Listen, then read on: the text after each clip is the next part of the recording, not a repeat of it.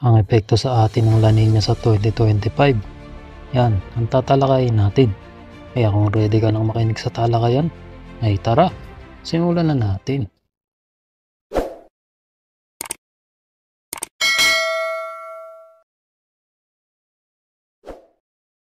Isipin mo, ang isang puwersa na nagpapalakas na kayang baguhin ang mga pattern ng panahon sa buong mundo at kahit ang kapalaran ng mga sinaunang sibilisasyon. Ang mga panandali ang pattern ng panahon at pangmatagalang klima ng Earth ay naaapektuhan ng isang komplikadong koleksyon ng mga salik mula sa ating posisyon sa solar system at pag-ikot ng planeta hanggang sa mga pattern ng atmosphere at mga pagbabago sa panahon. Para lalong mapagulo ang mga bagay-bagay, ang ating planeta ay nakakaranas ng mga kaganapang El Nino at La Nina, dalawang magkasalungat na dulo ng isang siklo na bahagi ng El Nino Southern Oscillation o ENSO. Ang ebidensya ng ENSO ay umaabot ng 10,000 taon at maaaring nagkaroon pa ito ng papel sa pag-aalangan ng ilan sa mga dakilang sinaunang sibilisasyon ng mundo. Isa sa 5 pinakamalakas na kaganapan ng El Nino na naitala kailanman ay natapos na noong Hunyo 2024. Matapos ang mga buwan ng record na mataas na temperatura ng ibabaw ng karagatan, walang kapantay na init na stress sa mga coral reef, tagtuyot sa Amazon rainforest, at matinding pag-ulan na may mapanganib na mga kahihinatnan sa North America. Sa inaasahang pagsisimula ng La Nina sa katapusan ng 2024 o simula ng 2025, anong mga pagbabago ang maaari nating asahan sa pandaigdigang antas at lokal? Sa video na ito, titingnan natin ang mas malapitan kung paano gumagana ang siklong ito, kung ano ang mga neutral na panahon, at kung ano ang maaaring mangyari habang papalapit tayo sa kabaliktarang sukdulan ng La Nina. Kapag ang ating daigdig ay nakakaranas ng mga karaniwang kondisyon, tinatawag na ENSO neutral ang mga panahong iyon. Ang mga pagbabago sa hangin at temperatura ng ibabaw ng karagatan ay maaaring magpahiwatig ang simula ng isang kaganapang El Nino o La Nina at isang paglihis mula sa normal na kondisyon ng daigdig. Mula rito, makikita natin ang bilog na anyo ng ating planeta. At tulad ng inaasahan mo, hindi pantay ang mga epekto ng sikat ng araw sa ibabaw ng daigdig. Mas maraming liwanag at init ang umaabot sa Earth sa equator kung saan ang sikat ng araw ay tumatama ng direkta. Sa parehong paraan na ang hot air balloon ay umaakyat o ang mainit na singaw ay umaakyat sa ibabaw ng palayok ng kumukulong tubig, ganito rin ang nangyayari sa kahabaan ng equator. Habang ang mainit na hangin ay umaakyat, nagsisimula itong lumamig at mag-condense sa mga ulap. Ito ang dahilan kung bakit nakikita natin ang kasaganaan ng mga tropical na kagubatan malapit sa equator. Mas maraming mainit na hangin ang patuloy na umaakyat. Itinutulak ang malamig na hangin palayo sa equator at patungo sa hilaga at timog, kung saan sa kalaunan ay babagsak muli ito sa ibabaw. Pagkatapos, ang malamig na hangin ay lilipat mula sa mas mataas na presyon sa ibabaw ng lupa pabalik sa mas mababang presyon upang simulan muli ang siklo at kumpletuhin ang tinatawag nating Hadley cell rotation. Pero paano nauugnay ang pandaigdigang sirkulasyon ng hangin na pinapagana ng araw sa mga kaganapang El Nino at La Nina? Ang mga hangin sa ibabaw ay nilikha ng mga Hadley cells ay natutokso patungo sa equator dahil sa pag-ikot ng daigdig. Isang phenomenon na tinatawag nating Coriolis effect. Ito ang epekto na lumilika ng mga trade winds sa magkabilang panig ng equator, at ang mga pagbabago sa mga trade winds na ito ang nagpapahiwatig kung kailan natin mararanasan ang mga kaganapang El Nino at La Nina.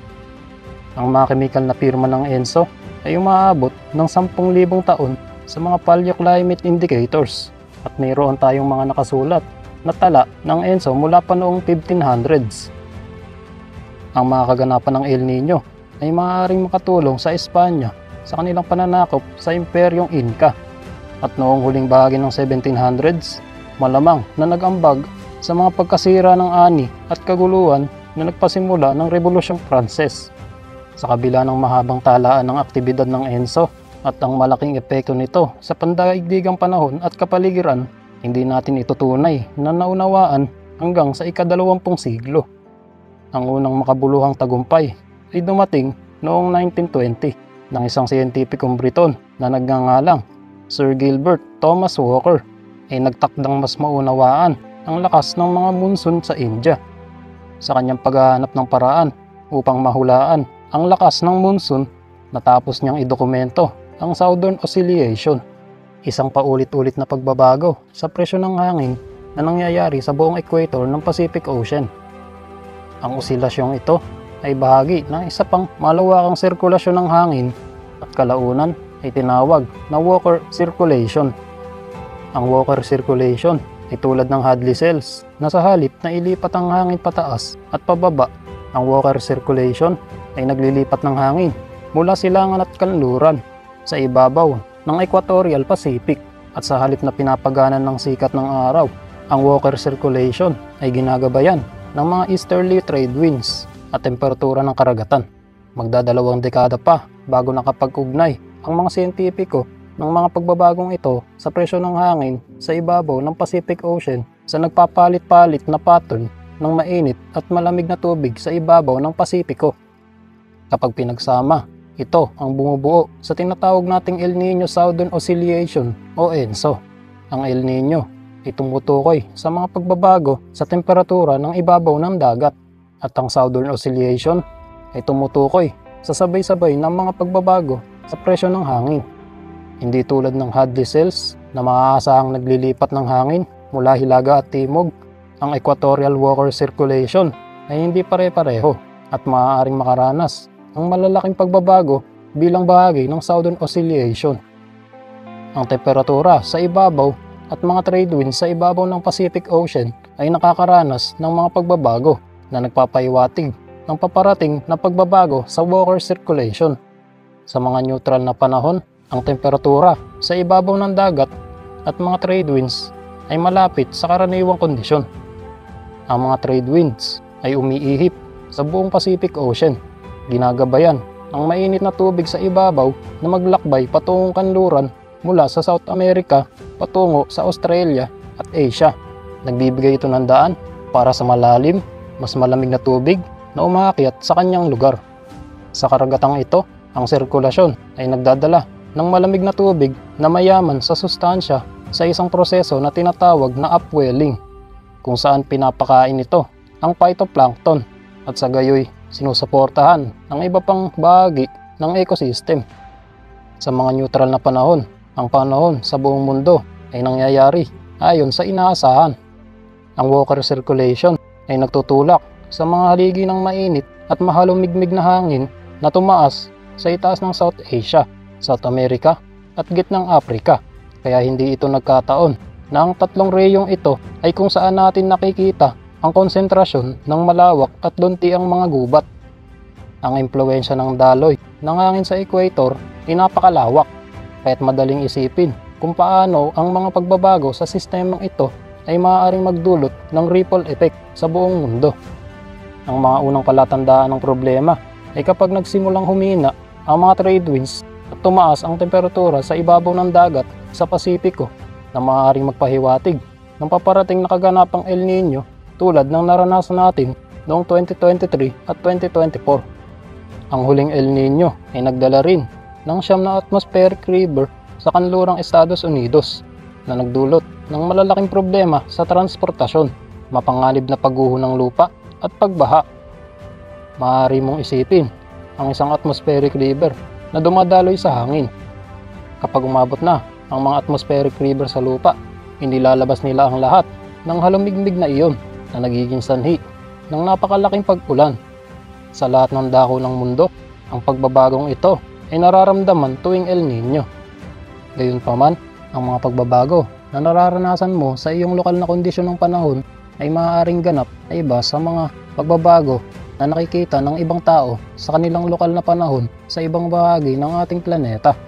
Ito ang dahilan kung bakit ang mga lugar tulad ng East Asia o ang Amazon Forest na karaniwang nakakakuha ng maraming ulan ay makakaranas ng tagtuyot sa panahon ng El Niño. Tulad ng kanlurang Hilagang Amerika ay makakaranas ng napakalaking pag-ulan dahil hindi sapat ang tubig upang punan ng Panama Canal na umaasa sa tuloy-tuloy na pag-ulan. Ang El Nino ay nilarawan bilang mainit na bahagi ng ENSO cycle dahil ang temperatura ng ibabaw ng Pacific Ocean ay mas mataas kaysa sa karaniwan sa panahong ito. Bilang karagdagan, sa pagbabago ng mga pandaigdigang pattern ng panahon, negatibo rin itong nakaaapekto sa mga ecosystem. Ang mga corals ay may symbiotic relation sa mga algae. Ang isang bahura ay maaaring makabawi mula sa bleaching na ito kung gaganda ang mga kondisyon sa tamang oras, ngunit mataas ang kanilang panganib na mamatay. Isang hindi pa nangyayaring 99.7% ng mga tropical na bahura sa Atlantic ang naaapektuhan ng stress sa init na nagdudulot ng pagputi ng mga corals. Noong 2023 hanggang 2024 na El Nino bilang bahagi ng ika-4 na pandaigdigang mass bleaching na pangyayari sa nakasulat na kasaysayan. Ang mas mainit na tubig ng Pacific Ocean at huminang mga hangin mula sa El Nino ay nagdudulot din ng pansamantalang paghinto o pagbagal ng pag-akyat ng mas malamig at masaganang tubig na nagreresulta sa isang malubhang sitwasyon kung saan ang kakulangan ng phytoplankton ay nangangahulugang ang malaking bilang ng mga isda ay kailangan lumapit o mamatay. Kung maaaring isipin, ito ay umaabot sa buong food chain at maaaring makaapekto sa ibang mga hayop. Para sa mga pamilyang nakatira sa baybayin at mga komunidad na umaasa sa mga isdang iyon para sa pagkain o kita, ang epekto ng El Nino ay maaaring maging nakapipinsala. Ngayon na napag-usapan na natin kung ano ang nangyayari sa panahon ng neutral na ENSO period na maaaring mangyari sa ilalim ng El Nino conditions tulad ng nakita natin noong 2023 at 2024, ano ang maaari nating asahan mula sa paparating na La Nina phenomenon. Ang La Nina ay ang kabilang sukdulan. Ang panahong ito ay nailalarawan sa pamamagitan ng mas malalakas na hangin kaysa karaniwan at mas malamig na temperatura ng ibabaw ng dagat sa Pacific Ocean, habang karaniwang nagdudulot ng pagbabago sa neutral condition ng El Nino. Ang pinakamahusay na paraan upang maunawaan ang La Nina ay isipin ito bilang isang mas matinding bersyon ng neutral condition para sa karamihan ng bahagi ng mundo. Sa panahon ng La Nina, ang mga neutral na haligi na tumataas sa mainit na hangin sa itaas ng South Asia at silangang North America ay nagiging mas kapansin-pansin. Ang National Oceanic and Atmospheric Administration o NOAA ay nagtataya ng 66% na posibilidad na ang La Nina ay nabubuo mula Setyembre hanggang Nobyembre ng 2024 at 74% ay posibilidad na magtatagal ito hanggang sa taglamig ng Northern Hemisphere ng 2025 hanggang 2026. At sa ngayon, tinatayang ang mga modelo na mayroong humigit kumulang 50% na tsansa na ang kaganapang La Nina na ito ay aabot sa katamtamang lakas. Gayunpaman, habang ang mga pagtataya para sa isang La Nina ay karaniwang tama, ang inaasahang lakas ng mga kaganapang ito ay malamang na magbabago mula buwan-buwan. Ang isang malakas na El Nino na magtatapos sa 2024 ay hindi nangangahulugang ang darating na La Nina ay magiging kasing tindi. Minsan, ang isang malakas na El Nino ay sinusundan ng isang mahinang La Nina. Sa loob ng kasaysayan, 10 beses lamang nagbago ang ENSO mula El Nino patungong La Nina sa loob ng isang taon. Tulad ng inaasahan sa pagbabago ngayong taon, kaya't kulang ang datos upang makagawa ng maraming konklusyon. Bukod pa rito, nagbabala ang mga siyentipiko na ang lakas ng isang ENSO na kaganapan ay hindi palaging tumutugma sa tindi ng mga epekto nito. Para sa hilagang bahagi ng North America, ang La Nina ay nagdadala ng mas malamig at mas maulang taglamig. Ang La Nina ay nagpapataas ng posibilidad ng mas aktibong panahon ng bagyo sa Atlantic na may potensyal para sa mas marami at mas malalakas na bagyo. Para sa East Asia at Australia, karaniwang nangangahulugan ito ng makabuluhang pagtaas ng pag-ulan. Habang sa Africa, ang La Nina ay maaaring magdulot ng mas maraming ulan sa ilang bahagi sa kanluran. Habang sa silangang Africa ay karaniwang nakakaranas ng mas maraming tagtuyot. Ang koneksyon sa pagitan ng ENSO at Europa ay hindi gaanong malinaw dahil ang kontinente ay mas malayo mula sa pinagmulan. Ngunit inaasahang magdadala ang La Nina ng mas mababang temperatura na may mas kaunting pagulan sa buong mainland ngayong taglamig at mas maraming pagulan sa Hilaga at Timog. Mayroon pang isang huling bagay na kailangan nating pag-usapan pagdating sa mga prediksyon ng La Nina. Ang mga El Nino at La Nina ng ENSO ay nangyayari na sa loob ng libo-libong taon, ngunit hindi tiyak kung paano makaaapekto ang global warming mula sa pagbabago ng klima sa siklong ito. Habang nakikita natin ang panandaliang lokal na pagbabago ng temperatura mula sa ENSO, ang pangkalatang trend ng global warming ay patuloy na tumataas. May malinaw na ebidensya na habang patuloy na umiinit ang ating temperatura ay dahil sa pagbabago ng klima. Ang pagtaas ng matinding panahon ay lalala, ngunit ang ENSO ay isang komplikado, pandaigdigan at sa maraming paraan, hindi pa rin tiyak na pangyayari. Ang mga kaganapan ng El Nino at La Nina ay naging mas malakas na nagdulot ng mas maraming tagtuyot, pagbaha, heat waves, sunog sa kagubatan at malalakas na bagyo tulad ng nakita natin sa huling kaganapan ng La Nina ng 3 taon mula 2020 hanggang 2023. Kung paano eksaktong maaapektuhan ng global warming ang ENSO cycle ay hindi tiyak, ngunit alam natin na malamang na palalakasin din ito ng climate change. Sa kabutihang palad, ang buhay sa ating planeta ay hindi matitinag at kayang umangkop. At habang patuloy na nagbabago ang ating mundo at nararanasan ang mga sinaunang pagbabago ng ENSO, mas marami pang matututunan ang mga siyentipiko bawat taon at makakagawa na mas pinahusay ng mga prediksyon tungkol sa komplikadong sistema ng klima. Ang papalapit na La Nina ay tiyak na magtuturo sa atin ng higit pa tungkol sa klima ng ating planeta. Kung nagustuhan mo yung topic natin, ay paki-like naman itong video at mag-subscribe ka na rin. Magkita-kita muli tayo sa susunod na talakayan. Muli, ito ang Talakayan Channel.